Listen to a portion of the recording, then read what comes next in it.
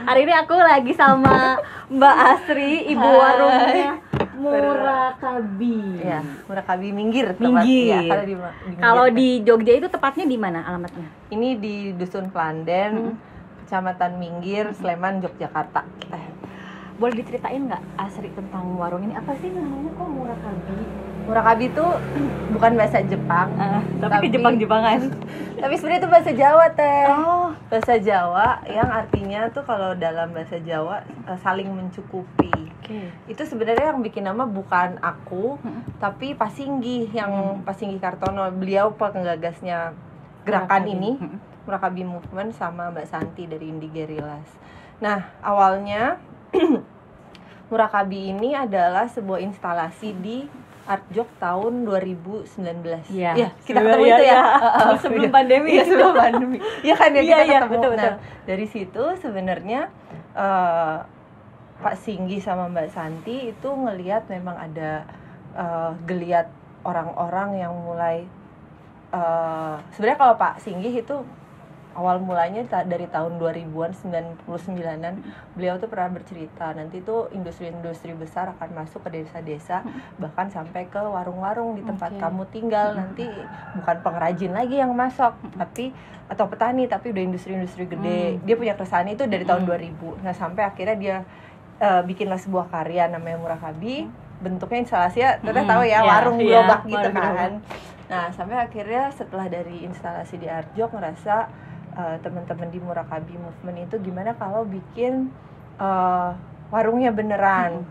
Yaitu kebetulan kok dilalah kita ketiban sampur. Jadi ada di Minggir, tada, gila dia gitu. Nah, jadi awal mulanya gitu. Karena aku ngerasa sama Pak Singgi sama Mbak Santi punya kesamaan nilai, yaitu tentang keselarasan, lokalitas, terus keberlanjutan gitu. Akhirnya terwujudlah si warung ini di Minggir, yang bentuknya mungkin teman-teman bisa lihat gitu ya. Di sini nggak ada yang jual terigu, tepungnya tepung lokal semua. Yang berbasis terigu pun kayak biskuit tuh nggak ada. Semuanya sumbernya dari yang non terigu, karena terigu tidak bisa ditanam di Indonesia kan, gitu, nggak bisa tumbuh di Indonesia. Maksudnya secara masif productionnya nggak bisa gitu. Terus juga di sini nggak ada minyak, kita jualannya nggak minyak sawit, ada minyak kelapa. Karena sebenarnya di sekitar sini itu masih banyak pengrajin minyak kelapa, Teh. Jadi Jogja tuh, Teteh mungkin pernah kenal ada namanya gudeg ya. Gudeg tuh ada kuahnya, namanya areh. Areh itu adalah kelapa sebenarnya. Jadi kalau masak minyak kelapa itu caranya adalah santan digodok sampai lama, dimasak sampai pisah antara blondo sama minyaknya. Kita dapat minyak, blondonya dibuat gudeg tadi. Jadi sebenarnya di Jogja tuh minyak kelapa tuh banyak yang produksi. Cuman problemnya mungkin harganya nggak masuk untuk berkompetisi sama minyak sawit. Terus juga orang pada mulai asing kali ya sama rasa-rasa minyak kelapa tuh kan ada kayak aftertaste yang entah sengit, apa gitu.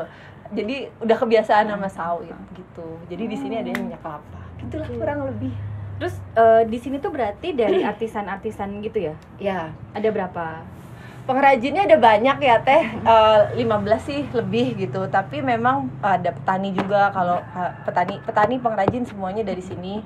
Petani, kalau kita buka PO-an beras merahnya itu dari tetangga kami di belakang aja yang nanam. Bisa.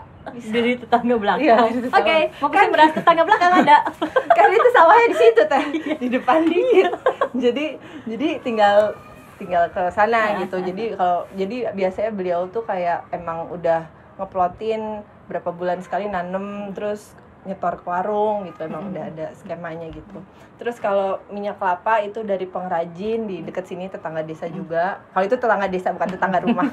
tetangga desa bukan tetangga rumah. Terus kalau coklat ini di dekat sini juga, di Kalibawang ada pengrajin coklat. Jadi pada masanya Jogja itu punya diprogramkan untuk nanam pohon kakao, tapi nggak ada pengolahannya. Ada satu ibu-ibu yang mengolah gitu. Jadi coklat Pegagan. Hanya satu ibu-ibu yang mual. Iya sih, aku jadi end product tuh satu ibu-ibu ini. Emang beliau visioner sih. Gitu. Visioner ibu-ibu ini. Terus juga ada vanili. Vanili ini juga dari Kulon Progo. Kalau di sini kan vanili tuh dijual kering ketengan gitu loh, teh. Mana ya di sini nggak ada. Nah, kita coba ngekstrak sendiri. Kita ajarin cara ngekstraknya, terus disuplai ke sini gitu. Ngekstraknya ngekstrak sederhana, nggak pakai ekstraktor gede, jadi bener-bener rumahan dapuran malah. Gitu. Sederhana, Betul. iya. Sederhana dengan proses yang tidak sederhana. Gitulah. Tadi Asri kan ngomong Murakabi movement.